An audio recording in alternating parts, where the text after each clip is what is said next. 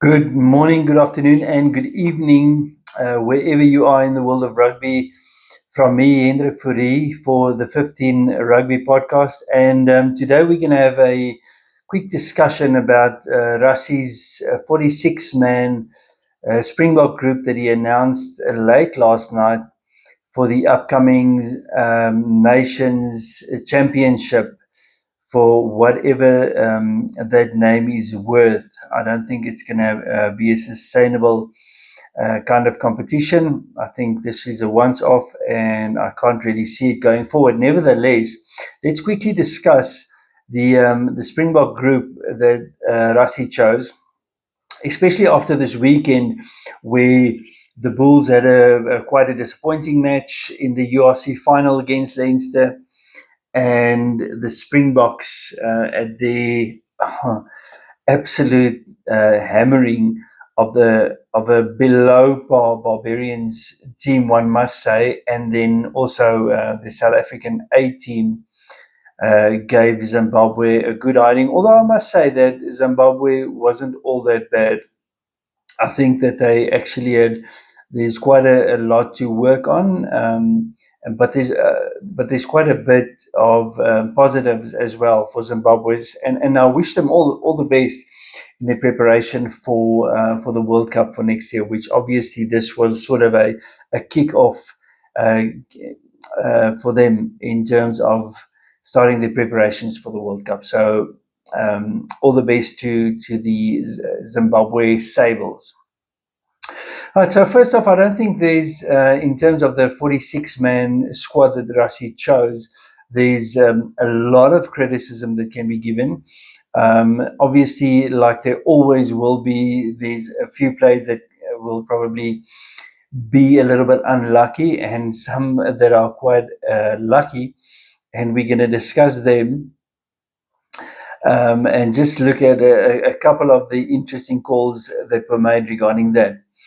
Um, so this group was chosen for the Nations Cup or the Nations Championship, and obviously for the first leg of that, which is three matches, and that's starting in 2 weeks' time when we play England the 4th of July. Then after that, the week after that, we play Scotland on the 11th of July, and the third match in this series is against Wales on the 18th of July. So that's for the first leg. The second leg is only towards the end of the year. Right, so there's a couple of interesting things that I do want to mention. If we start in the front row, I don't think there's any major surprises. I was quite happy that Andre Guventer got the start yesterday. I think he deserves it. I think he's the player in form on the number two hooker. I have no problem with Oxenche starting in the starting lineup, and then Carlos Sadi also had a quite a good match. Although it's quite a difficult thing to judge them on the Barbarian game. But then with players like Volkulo, Ntutukum Chunu, and Malcolm Marx coming up possibly from the bench to complete the match, I would be very happy to see that. Regarding the locks at the moment, we know that we've got a few injury concerns at the moment, but with players like Eben Etzebeth, who I hope has got another two really good seasons in him, and players like Franco Mostert, they are obviously the ones that's going to carry things forward. Loet de Jager, Ruben van Heerden, Roan Orkeer, those are all hard workers. And then with the inclusion of a guy like Riley Norton, who really set himself apart yesterday in the match against the Barbarians. I thought he did very, very well, even though I was a little bit concerned beforehand. But he really played well, and he also seems to be a great leader and a well-grounded person. Regarding the loose forwards, we are just so blessed at the moment with so many loose forwards that it's difficult really if you sit with 10 people. They're probably going to give you 10 different kinds of loose trios at the moment. However, somebody like if we just start with the obvious, Pieter Steph du Toit will be there. There's no question about that. But then on the number 6 flank, personally, I'm a Paul de Villiers guy at the moment, and just for clarity, I'm not a Stormers supporter in terms of South African province or provincial competitions. I'm a Lions supporter, but I think Paul de Villiers has proven this season throughout that he should be the guy in the starting number 6 jersey. I don't think, based on current form and the past season, that Siya Kolisi should be in the 23, although he did have a good match against the Barbarians yesterday. And we know what he brings in terms of emotional value and in terms of captaincy. So I would expect Siya to remain in that jersey for some time this year, barring any injuries. Although, as I say, I think Paul de Villiers is the one there. On 8th man, we've got an interesting situation where we've got Jasper Wiese, Evan Roos, and Cameron Hanekom all in great shape at the moment. And let me just say this. I know there's a lot of people that's going to be that'll have a lot to say regarding the Blue Bulls and the URC final and the way that the Bulls didn't pitch up for that game. But the same can be said for any of the other South African teams in certain parts of the season. So the Lions had a great run at some stage at 6, 7, maybe 8 even wins in a row where they were great and everybody looked fantastic. And the same with the Stormers, but they all lost against Leinster leading up to the final. So I don't think we need to judge the Blue Bull players too harshly with regards to their final. I like to look at the season as a whole in terms of that. So between Jasper Wiese, Evan Roos, and Cameron Hanekom, it's a nice headache to have for Rassie and his selectors that help him choose the team. Apologies. Although I do think, based on if we just base the selection on the last weekend, it should be Jasper Wiese and Evan Roos. But then again, Cameron Hanekom, what a player. When we come to the number 9s, this is probably where one of my first, let's call it a gripe if you want to. Embrose Papier, for me, has been the inform scrum half all along this year. So to me, there's no question that he should start. It seems that Reinach is coming back from an injury since he's included in this group.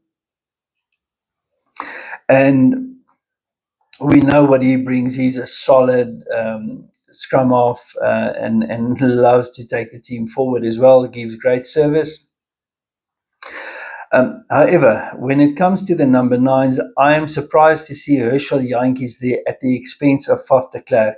And I don't know what kind of communication is behind the scenes, but to bring in Faf de Klerk for one match against the Barbarians and then to leave him out of the squad entirely, I don't know what the reasoning is there. I don't know if he picked up an injury, but I do think that he is pretty hard done by in that sense.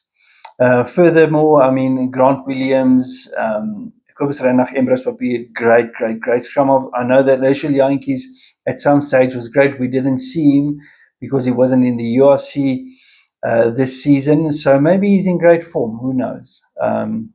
But regardless, I think Faf was a little bit hard done by. In terms of fly halves, we know that with the injury of Feinberg and Gomezulu, we are looking a little bit elsewhere, and that was obvious with Kieran Horn having been selected for the Springbok team yesterday against the Barbarians.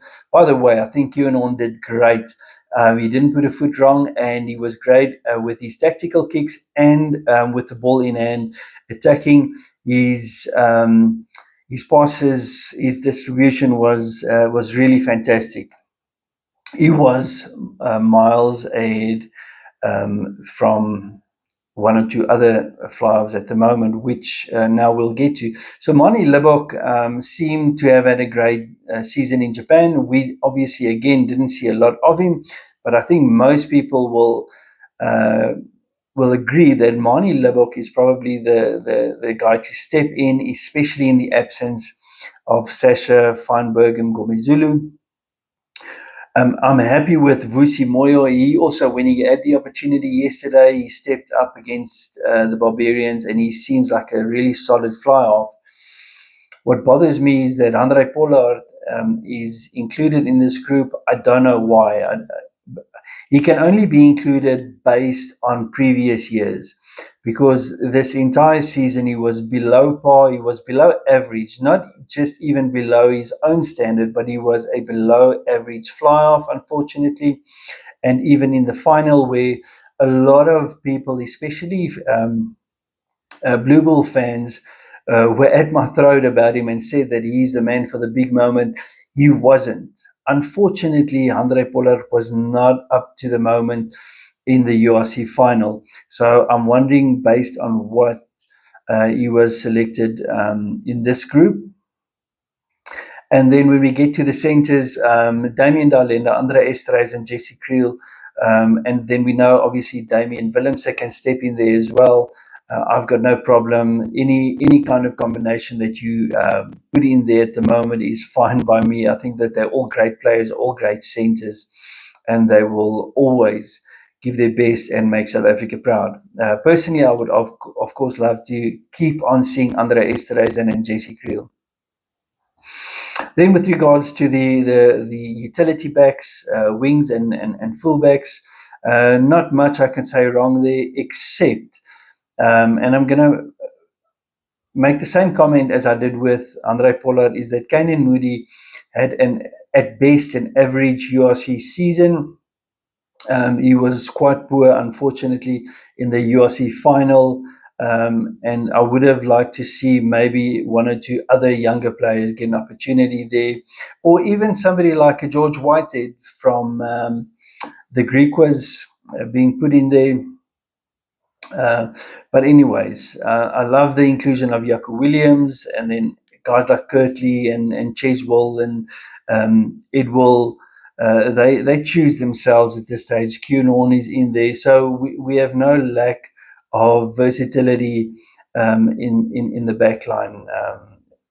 And it's going to be interesting to see. We'll have a chat later on in the week as to the team that I think Rassie will choose. No, the team that I would like to see being chosen, which should be different from the one that Rassie chooses.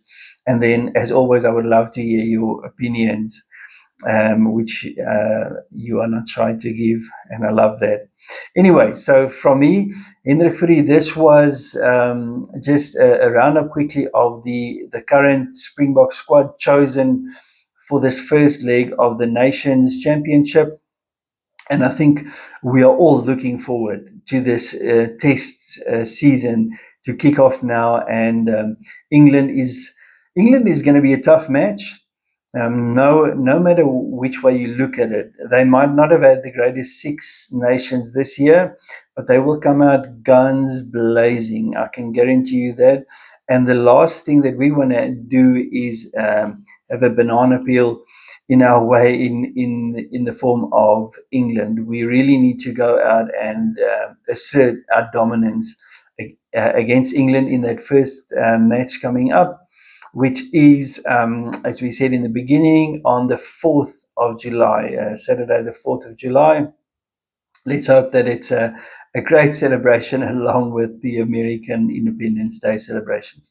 Okay, thank you for watching. From me, Hendrik Fourie, the 15 Rugby Podcast. Catch me on all platforms, and also on a Monday evening with the Rugby Guru at 8 o'clock live on YouTube, where we have some heated and interesting discussions with regards to the past matches of the weekend, upcoming matches, team selections, and all of that. I hope to see you there, and please be part of the discussions. Have a wonderful rest of your Sunday. Cheers.